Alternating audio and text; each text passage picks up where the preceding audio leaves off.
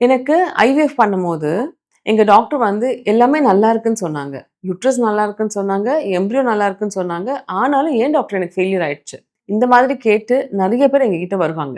இதுக்கு நான் ஒரு சொல்யூஷன் சொல்றேன். இது உங்களோட எம்ப்ரியோவோ, யுட்ரஸ்லயோ இருக்கிற பிரச்சனையோட, உங்களோட இம்யூன் சிஸ்டமோட பிரச்சனையா இருக்கலாம். ஆக்சுவலா எம்ப்ரியோ வந்து யுட்ரஸ்குள்ள வச்ச உடனே, ஒரு வீட்டுக்குள்ளார விருந்தாளி வந்தா நம்ம எப்படி வரவேற்போம்? அந்த மாதிரி யுட்ரஸ் வந்து எம்ப்ரியோவ வரவேற்கணும். ஆனா சில பேர்ல வீட்ல என்ன ஆயிடும்னா, கெஸ்ட் வந்தோனே எதுக்குடா வந்தாங்கன்ற மாதிரி எதிர்த்து தள்ளுற மாதிரி உங்களோட எம்ப்ரியோவ வெளிய தள்ளும். அதுக்கு பேரு தான் இம்யூனிட்டி. ஆக்சுவலா இந்த டெஸ்ட் யாருக்கு பண்ணணும்? எல்லாருக்கும் பண்ணக்கூடாது. எனக்கு நல்ல சக்சஸ் ரேட் வரணும் டாக்டர். அதனால ஐவிஎஃப் பண்றதுக்கு முன்னாடியே எல்லா டெஸ்ட்டும் பண்ணிக்கிறேன் டாக்டர் அப்படின்னு கேட்டேன்னா, அப்படி கிடையாது. ஸோ ஃபர்ஸ்ட்டு என்ன பண்ணணும்னா, ஒரு சிம்பிள் பேசிக் டெஸ்ட் இருக்கு.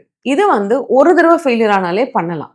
என்னென்ன ஏபிஎல்ஏ, ஏஎன்ஏ, ஆன்டி தைராய்டு ஆன்டிபாடிஸ். இந்த டெஸ்ட் வந்து ஒரு பேசிக்கான டெஸ்ட் 5,000 to 6,000 செலவாகும். இந்த டெஸ்ட் பண்ணோம்னா, நம்மளுக்கு மேஜரான இஷ்யூஸ் ஏதாவது இருக்கான்னு தெரிஞ்சிரும். இது ஒரு தடவ 2 எம்ப்ரியோ ட்ரான்ஸ்ஃபர் பண்ணியும் ஃபெயிலியர் ஆயிடுச்சுன்னா கூட நாங்க பண்றோம்.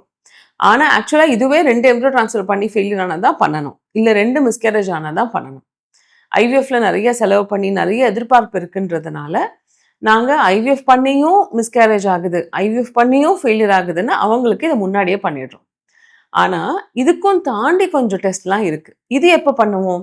ஐடியலா 4 தடவ மிஸ்கேரேஜ் ஆனவங்க, மிச்சம் எல்லாத்தையும் ரூல் அவுட் பண்ணிட்டாங்க. யுட்ரஸ் நல்லா இருக்கு, குரோமோசோம்ஸ் நல்லா இருக்கு, இந்த டெஸ்ட் எல்லாமே நல்லா இருக்கு அப்படின்னா, அவங்களுக்கு இந்த அட்வான்ஸ் டெஸ்ட் பண்ணி பார்க்கலாம்.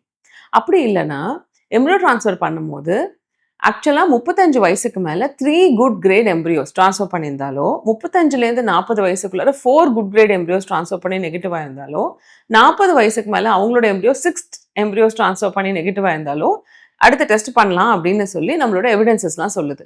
இந்த அட்வான்ஸ் டெஸ்ட் என்னல்லாம் அப்படின்னு பார்த்தீங்கன்னா, 3 விதமா பிரிக்கிறோம். இதுல முக்கியமான டெஸ்ட் ஹெச்எல்ஏ மேட்சிங்ன்னு சொல்லி ஹஸ்பண்ட் ஒய்ஃப்க்கு பண்ற டெஸ்ட்.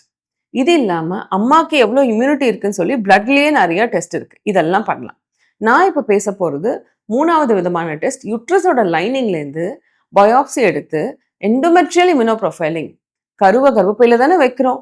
அங்க எப்படி எண்டோமெட்ரியம்ல இம்யூனிட்டி இருக்கு அப்படின்னு செக் பண்றதுக்கு பேரு எண்டோமெட்ரியல் இம்யூனோ ப்ரொஃபைலிங். இந்த டெஸ்ட்டை நம்ம கர்ப்பப்பையில லைனிங் வளர வச்சுட்டு ஒரு 14 டேஸ் to 20 டேஸ்க்குள்ளார ஓபிடியிலேயே அவுட் பேஷண்ட் டிபார்ட்மெண்ட்லேயே சின்னதா ஒரு பிப்பல் வச்சு ஒரு பயாப்சி எடுப்போம். அந்த பயாப்சி எடுத்து நம்ம லேபுக்கு அமிச்சோன்னா, இம்யூனிட்டி ஜாஸ்தியா இருக்கா, கம்மியா இருக்கா அப்படின்றத அவங்க பார்த்து சொல்வாங்க. இது கரு வைக்கிற மாதிரியே எண்டோமெட்ரியம் ரெடி பண்ணிட்டு, அந்த 5th டே கரு வைக்கிறதுக்கு பதிலா இந்த எண்டோமெட்ரியம் இம்யூனோ ப்ரொஃபைலிங் எடுத்து அனுப்பும்போது, கரு நெக்ஸ்ட் மந்த் வைக்கும்போது எப்படி இருக்கு இம்யூனிட்டின்னு நம்மளுக்கு தெரியுது. இதோட ரிப்போர்ட்ட வச்சு நம்ம என்ன பண்ணுவோம்?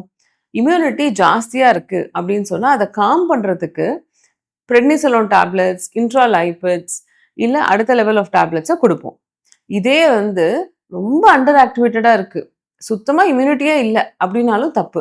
இம்யூனிட்டியே இல்லன்னா கொண்டாட்டம் தான் கிடையாது. கொஞ்சம் இம்யூனிட்டியும் வேணும், கொஞ்சம் இன்ஃப்ளமேஷனும் வேணும் குழந்தை வளர்றதுக்கு.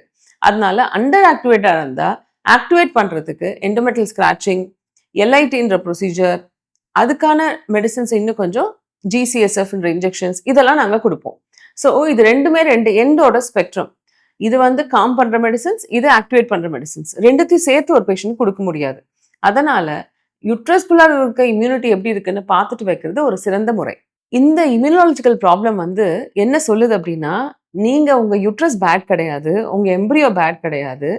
என்ன இவங்க 2 பேரும் தப்பான டைரக்ஷன்ல மூவ் பண்ணிட்டு இருக்காங்க. உங்க பாடி தப்பான டைரக்ஷன்ல ஃபைட் பண்ணிட்டு இருக்கு. ஸோ இத சயின்ஸ் கண்டுபிடிக்க முடியும். மெடிசின் ட்ரீட் பண்ண முடியும். உங்க கான்ஃபிடன்ஸ மட்டும் விட்டுறாதீங்க. கட்டாயம் இத சரி பண்ண முடியும். There are lots of research going on. You will get a positive pregnancy and a happy family.